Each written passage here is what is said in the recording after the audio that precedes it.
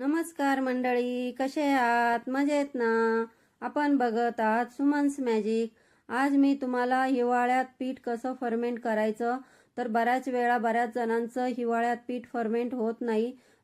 पटकन फर्मेंट होण्यासाठी काय वापरायचं आहे, काय ट्रिक वापरलेली आहे, तर ती कशी वापरायची तर त्याचा व्हिडिओ मी दाखवलेला आहे. व्हिडिओ शेवटपर्यंत बघा. तर सर्वात आधी आपल्याला त्याकरता तांदूळ लागणार आहे. तर तुम्ही तांदूळ कुठलेही वापरू शकता, फक्त नवीन आणि इंद्रायणी तांदूळ इथे आपल्याला वापरायचा नाही. कुठलाही जुना तुम्ही तांदूळ इथे घेऊ शकता.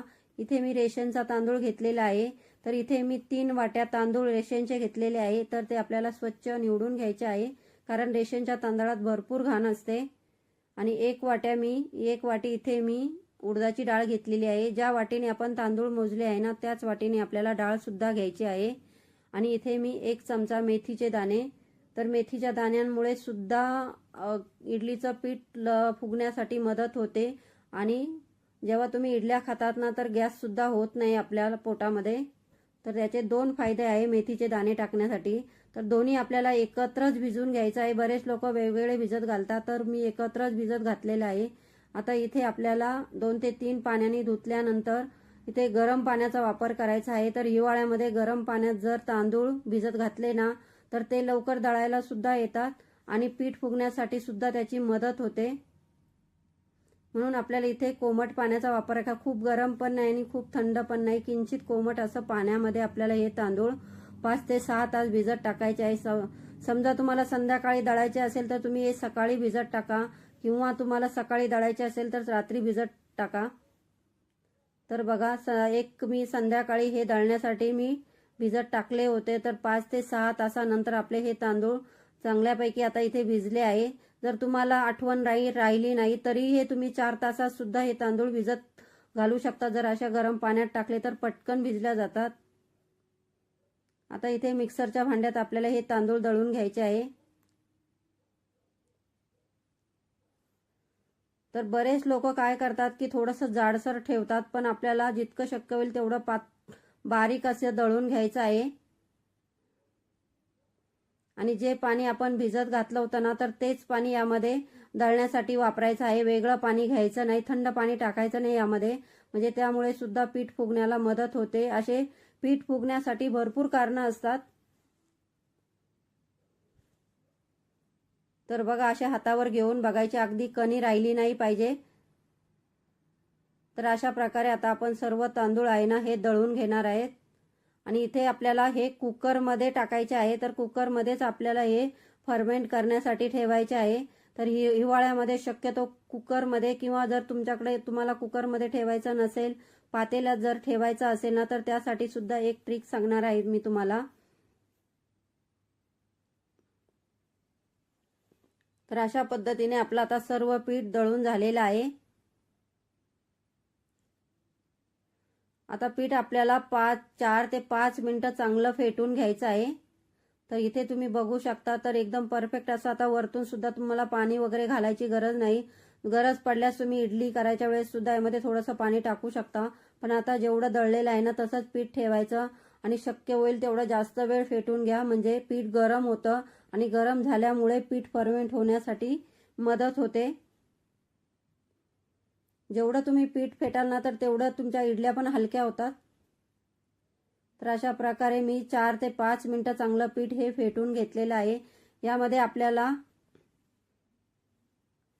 इथे आपल्याला कांदे टाकायचे आहे. तर इथे मी 2 कांदे घेतले आहे. त्याला मध्ये अशी कट मारून घ्यायची आहे. तर कट मारून घेतल्यामुळे काय होतं की त्याचा जो वास असतो ना, तो इडलीच्या पिठात जातो आणि त्यामुळे पीठ फुगण्याला मदत होते. तर इथे मीठ न टाकता मी आपल्याला हे पीठ फुगायला ठेवलं आहे. झाकण लावून घ्यायचं आणि त्यावर कुठलाही असा जाड कपडा किंवा कुठलाही जाड टॉवेल वगैरे टाका, म्हणजे उष्णता निर्माण होते आणि पीठ पण लवकर फुगतं. आता हे पीठ आपल्याला रात्रभर असंच ठेवून द्यायचं आहे आणि तुम्ही सकाळी बघू शकता. तर दुसऱ्या दिवशी आपलं पीठ हे छान फुगलेलं आहे, तुम्ही बघू शकता.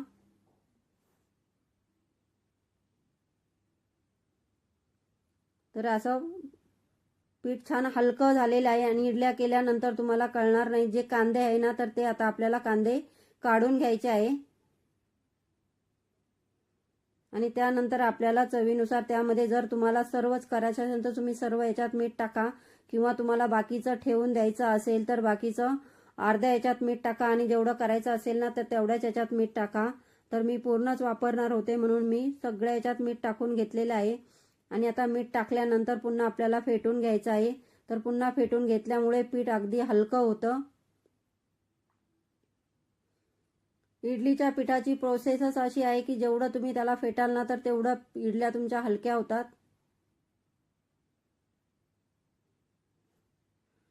आता मी तुम्हाला इडल्या सुद्धा करून दाखवणार आहे. तर इथे इडली पात्राला आधी तेल लावून घ्यायचं आणि त्यानंतर आता इथे आपल्याला पीठ टाकून घ्यायचं आहे. तुम्हाला इथे पीठ जरी पातळ वाटत असेल ना तर पण पातळ पिठाच्या इडल्या मऊ लुसलुशीत आणि छान फ्लफी होतात. बरेच लोक काय करतात की घट्ट पीठ करतात, पण त्या घट्ट पिठाच्या इडल्या येणार रफ होतात आणि त्या खायला सुद्धा कशाला लागतात. म्हणून अशा प्रकारे थोडंसं पातळ पीठ करून घ्यायचं आणि दळताना बारीक दळायचं. इडली पात्रात आधी पाणी टाकायचं. पाण्याला उकळी आल्यानंतरच आपल्याला इडल्या ठेवून घ्यायच्या आहे, म्हणजे पटकन इडल्या 10 मिनिटात आपल्या इडल्या वाफल्या जातात. तर आता तुम्ही बघू शकता छान अशा इडल्या आपल्या फुगलेल्या आहे आणि जाळी तुम्ही वरतूनच बघू शकता छान अशी आपल्या जाळी सुद्धा पडलेली आहे. सुरीने किंवा एखाद्या टूथपिक टाकून बघायची आतमधपर्यंत, तर आतमध्ये कोरडी इडली निघाली टूथपिक की समजायचं आपल्या इडल्या छान. आणि असा करताना सुद्धा इडलीचा वास येतो, म्हणजे आपल्या इडल्या शिजल्या आहे असं समजायचं. आता थोडंसं थंड केल्यानंतर आपल्याला इडल्या काढून घ्यायच्या आहे. तर तुम्ही बघू शकता छान अशा जाळीदार आणि फ्लफी इडल्या आपल्या तयार झालेल्या आहे. तुम्ही बघू शकता किती पटकन अशा चमच्याने निघत आहे. चमच्याने सुरीने तुम्ही कशाने काढू शकता. तर अशा प्रकारे तुम्ही सांबर चटणी बरोबर कशाबरोबरही ह्या खाऊ शकता. तर हे रस्सम सांबर बनवलेलं आहे, याचा ही व्हिडिओ मी ऑलरेडी आधी अपलोड केलेला आहे. सुमन्स मॅजिकवर जाऊन तुम्ही हा व्हिडिओ बघू शकता.